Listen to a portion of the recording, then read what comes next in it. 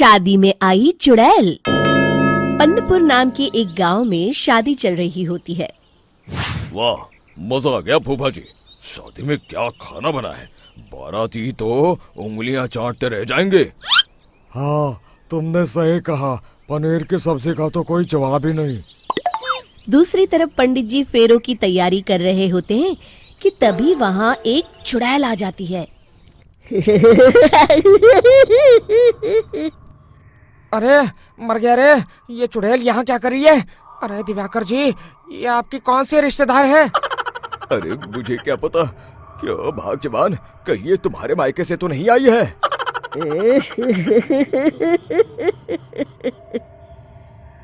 तुम लोगों की इस गांव में बारात लाने की हिम्मत कैसे हुई? मेरे रहते इस गांव में किसी की शादी नहीं हो सकती। अब तुम लोग देखो मैं क्या करती हूँ। अरे मर गया रे, मैंने सुना है ये जबान की पक्की है। भागो रे भागो, वरना ये चुड़ैल किसी को नहीं छोड़ेगी। हाँ, तुम सही कहते हो मोहन भाई, यहाँ से भाग लेने में ही हम सबकी भलाई है। देखते ही देखते शादी के मंडप में भगदड़ मच जाती है और चुड़ैल सब कुछ उजाड़ कर रख देती है। फिर एक दिन मोहन की शादी तय हो जाती है। अरे भाई, अगले हफ्ते मेरी शादी तय हो गई है, लेकिन इस चुड़ैल की दहशत के मारे तो मेरे हाथ पैर कांप रहे हैं। अरे मोहन, तुम्हारा दिमाग तो खराब नहीं हो गया? तुम अपने साथ साथ हम सब गांव वालों को भी बलि का बकरा बनाना चाहते हो? उस चुड़ैल के रहते तुमने अपनी शादी के बारे में सोच भी कैसे लिया? देखो गोपाल, डर तो मुझे भी लग रहा है, लेकिन उस चुड़ैल के डर से मैं जिंदगी भर कुंवारा तो नहीं रह सकता। तभी वहाँ मोहन के होने वाले ससुर आ जाते हैं। अरे ससुर जी, आप? देखो, अब तक मैं तुम्हारा ससुर बना नहीं हूँ और शायद बनूंगा भी नहीं। ये आप क्या कह रहे हैं? मैंने तो शादी का कोड भी सिलवा लिया है। मैं अपनी बेटी की शादी किसी अच्छे गांव में कराना चाहता हूँ। तुम्हारा गांव तो भूतिया गांव है। मैं तो क्या, अब तो कोई भी अपनी लड़की इस गांव वालों को नहीं देगा। इस तरह चुड़ैल के डर से उस गांव में किसी की भी शादी नहीं हो पाती। फिर एक दिन गांव के जमींदार अपनी बेटी की शादी करने का विचार करते हैं, लेकिन चुड़ैल के डर से उनकी भी हिम्मत जवाब दे देती है। अगर मेरी बेटी की शादी तय समय से नहीं हुई तो मेरी नाक कट जाएगी। मुझे कुछ करना ही होगा।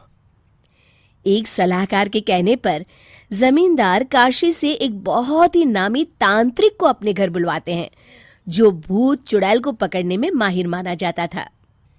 जमींदार साहब, आप चिंता मत करिए। इस गांव की सीमा में प्रवेश करते ही मुझे उस चुड़ैल के बारे में सब पता चल गया था। आप उसे जल्दी से जल्दी कैद कर लीजिए ताकि मैं अपनी बेटी की शादी कर सकूं। जब वो चुड़ैल एक इंसान थी, तब ठीक उसकी शादी करने वाले दिन ही उसकी और उसके होने वाले पति की एक दुर्घटना में मौत हो गई थी। उसका होने वाला पति आज भी भूत बनकर जंगल में भटकता है।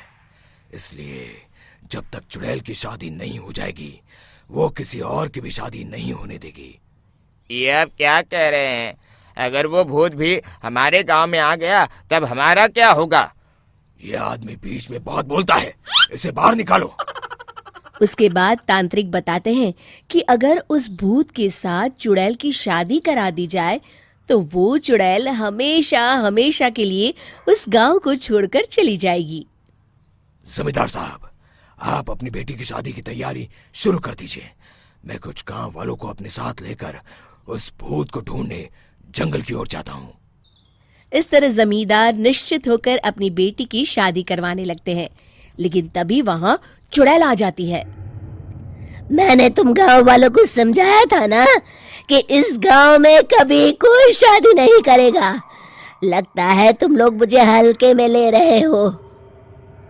चुड़ैल जमींदार की बेटी को उठा लेती है।